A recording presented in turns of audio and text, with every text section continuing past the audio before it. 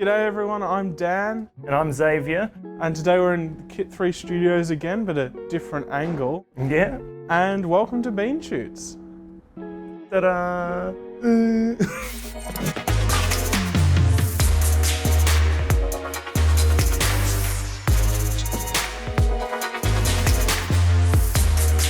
Today I'll be trying out the LOMOGRAPHY Action Sampler, the incredible plastic photo camera. I'll be giving it a go with the old Kodak Ultramax 400, and I don't know how it'll turn out, but hopefully it's good. Shots of me loading this are going to be much more exciting. Well, that does not feel healthy at all. Okay, That's good. Well, gotta get the first picture. Oh, bloody first picture, here we go. 3, 2, 1, action. Okay. The dab. Well, I actually don't. I don't mind the bottom right picture because it's just like, it's in focus. If you were to just like cut that out, it would actually be decent. The others are a bit blurry or like a bit awkwardly framed because you're not framing like a conventional camera. You've got a little flip up plastic thing. And then even then it's 4 different lenses taking 4 different photos. So it's never quite how you frame it. But the bottom right, I didn't mind, although it's a bit overexposed in the top. Disappointing. I know, it's the tool.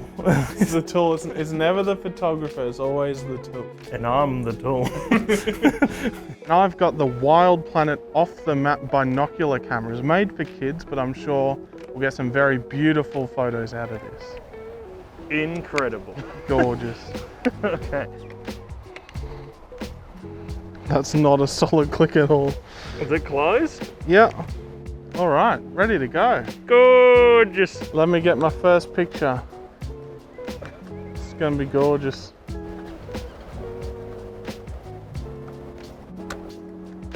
Wow, what a satisfying click. Well, I think here shows just how zoomed in the binoculars are. They really are binoculars. Yeah, definitely. It's just like a big dark spot on the screen. All right, let's get into it. I'm excited to shoot weird stuff. Whee! Hello. This camera is really interesting because it shoots 4 frames, doesn't it? Yeah, so like when you're actually winding up a photo, it winds up like a regular camera, but when you click the shutter, it just kind of grinds, and that grinding is apparently it taking like 4 photos in quick succession, which some of them are all right and some of them aren't so all right. But I was surprised at the resolution that the scans came out and the development came out. I thought it would be more like, you know, Will's little 110 camera and it'll be awful, but it actually seems fine. Yeah, compared to that, this looks bloody beautiful. Yeah, bloody gorgeous. Here's a picture of Dan using his wonderful binoculars. Like, I found it really funny just like watching Dan use his camera. I think like the funniest part of this novelty camera is looking at the person using it. Like, the photos of you using it will be better than the photos of the camera itself. I'll get one of you, Xavier. Okay. Wow. I actually don't mind this. Like, I think it's not a bad portrait. It's definitely lower quality. Like, something kind of nice with it is you get like the nice vignetted side. Yeah, that plus like the chromatic aberration. Like, it looks interesting. See, this is the kind of thing that I saw when Dan was taking pictures. This intimidating presence of just like, I'm taking a picture of you. You better bloody smile. It's just like the funniest thing to look at. It's like, it's the aesthetic of people who like wear kids' sunglasses, but like on TikTok and that as a joke. It's that, but then the photography version, which is why I love this camera. Yeah. One of the really strange things with this is like, you get 2 viewfinders, which aren't the actual lens that you're seeing. Plus it's round, so you don't actually see the frame at all. And it's sort of this weird warped 3D thing because you're looking through 2 different lenses that are both different. So yeah, it's gonna be the best pictures. Let me just take a picture.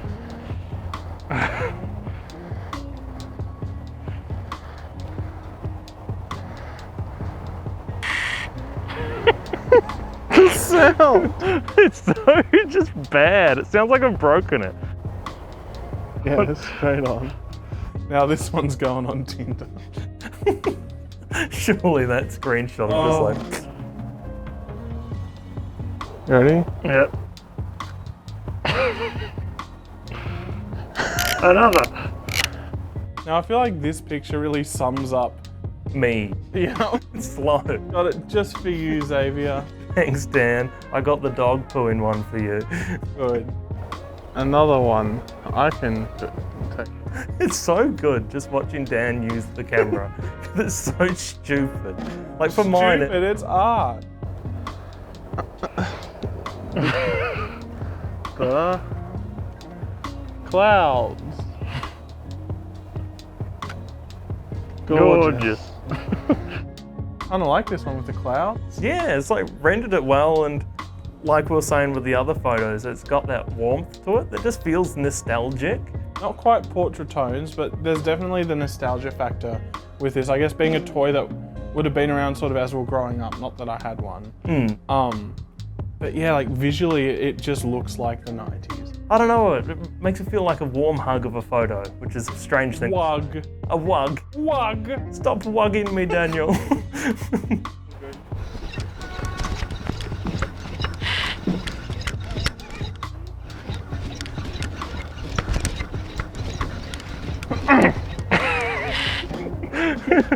Whoa, pump. Yep. Pump it up. The action shot here. Yeah. Big pump and action. Yep, Dan getting his pump on. Getting pumped up for the next episode of Bean Shoots next week. Subscribe for that. Subscribe to our Only Beans. But playing with the theme of action, it was just fun seeing what we could do. Because yeah, it does capture a bit. Like you do have a bit of Dan's movement there. It's not just like tiny increments. Like the top left compared to the top right is massively different. Also slightly more overexposed. I don't know what's going on. That being said, I was pumping pretty quick. Yeah. So it's there for fast movement. I don't know, maybe we should have gone to like a sporting event or something. Okay, that's...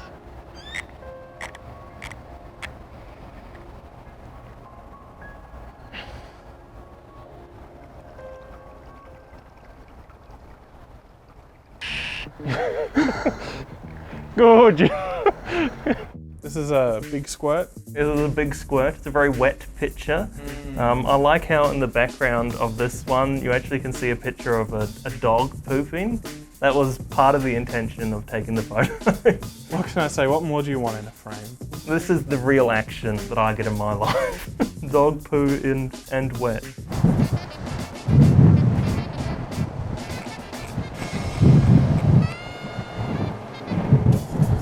Sounds good.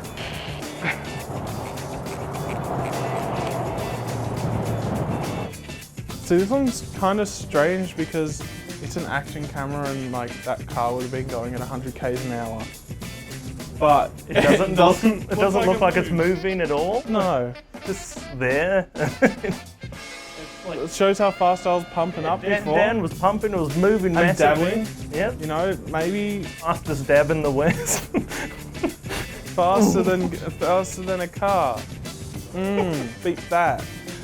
Incredible. That's not bad. It's me. I kind of like all of those frames. Because I do too, because it's all me. Exactly. It's like a mirror. But they just all seem like lively, the colors are nice, stuff's in focus. Like the top left one I wouldn't mind, or maybe the bottom left if anything, I wouldn't mind just like an individual picture of Dan. Yeah, like it's a surprisingly good portrait. Yeah, like out of such a weird plastic camera. Plastic camera with the little plastic focus, but it takes a decently sharp image, at least the bottom left lens does. 1 in 4 conceded pass. All you need, Pisa degrees. Oh, there's a person at the station.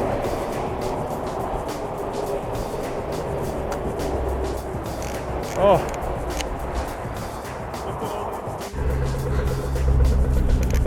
On the spine.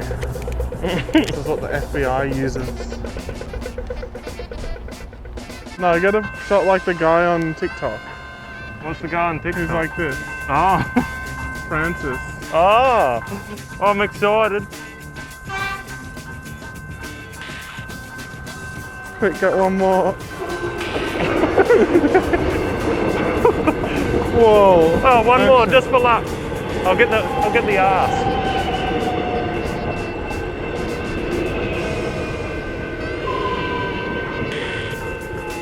Gorgeous. Oh. Clearly this train is faster than the car on the freeway, but maybe not as fast as the fastest stab in the West. Choo choo, motherfucker. That's staying in. What I like with this picture is you actually see the order that it takes, and like it goes like. I reckon it has just like a circular True. shutter cover that then just all of a sudden spins. Yeah. And then incrementally like shows everything. No, that makes sense. It makes a horrible noise while doing it. You know how part of the satisfying thing with these kind of videos is the shutter sound? Yeah. It's not going to be particularly satisfying with this. We'll replace it with a Mamiya sound. Oh, good. Instead of.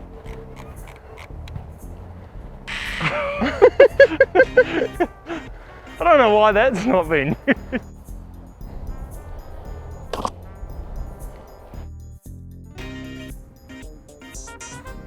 I decided to take a selfie on the action camera and it didn't turn out too bad. It's a lot of thumbs. Yes, too many thumbs. Where am I meant to put them? Well, bloody old 4 thumbs Xavier. But yeah, they seem in focus. They actually seem like thumbs. seem like thumbs. But if you were to rotate it sideways, once again, kind of the bottom left lens seems like the ultimate one, which is the top left in this image. But it seems like it takes a decent picture, whereas some of the others are a bit shakier. Like the bottom right of that image is strangely yellow. I don't know what's going on. Bit of jaundice in that thumb.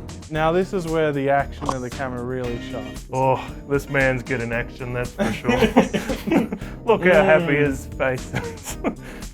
But yeah, I thought for this, I wanted to try and get that motion blur in the background, which worked well in all images, but just 3 out of 4 are blurry as shit. But the one that isn't, I don't mind it. It's actually pretty wholesome. Like you got kind of like happy eyes, even though you've got a mask.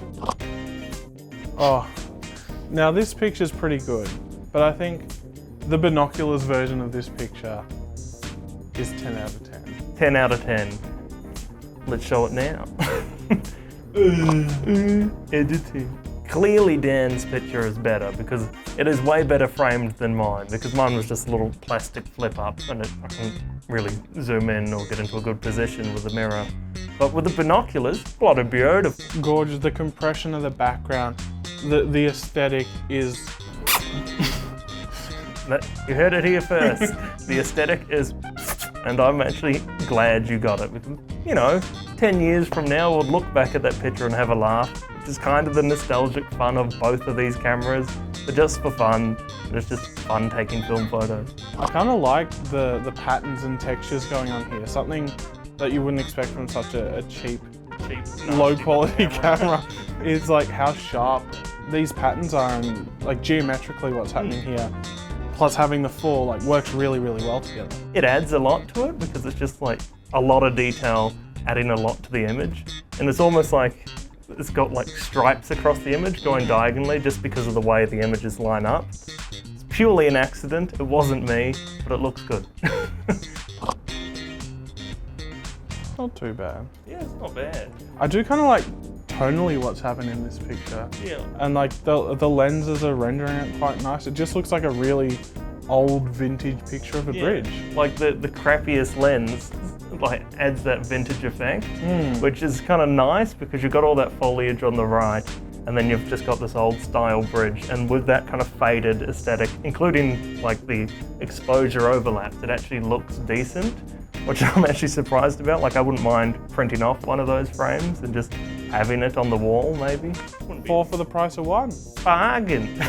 This is probably my favorite picture that I got on the day. I really love the composition with the bridge, the man. It looks staged, and then you have the really weird rainbow lens flare on the bottom. Yeah, just from a plastic lens, you've got this actually nice abstract artifact that's in the photo. It really adds a lot to the bridge. The color, the composition, and that flare, I think all the good things about this not good camera made a really great photo, and I'm really happy with it. Yeah, and we would have never known if we didn't take a risk and buy dumb cameras.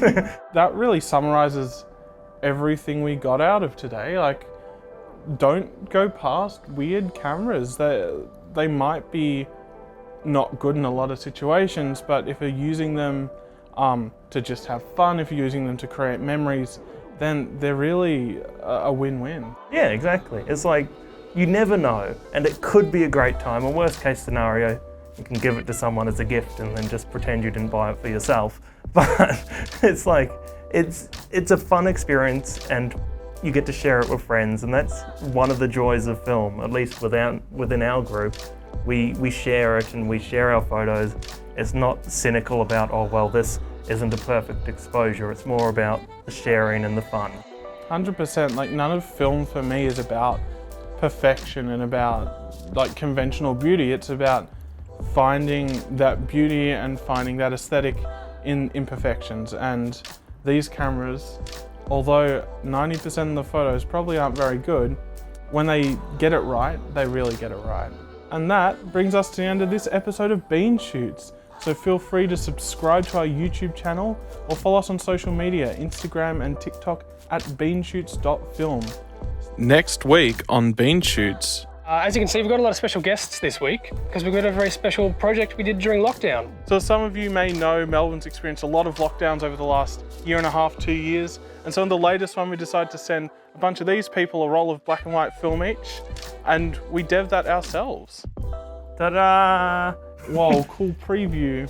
Woo! And thanks again, Xavier, for joining us. Thank you for having me. I had fun, I wouldn't have used the camera otherwise, so I'm glad I did it. It's always a good excuse. Till then, we'll see you next time.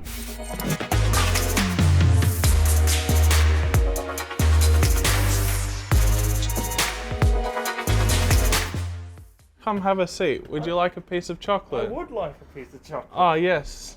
Is that the Marvelous Creations chocolate? It is the Marvelous Creations chocolate. With lots of random shit inside of it? With lots of random shit inside. Let me get you some. You want a square? Yeah, just give me a square of chocolate, Dan. Ah, here we go. Hang on. Just need just one. Just one square. I'm not too hungry today. Oh, is that delicious? Mmm. Mm. Mm. The popping pearls. I got a Smartie. I got it on my shirt. Don't you have it when you pull in your hand?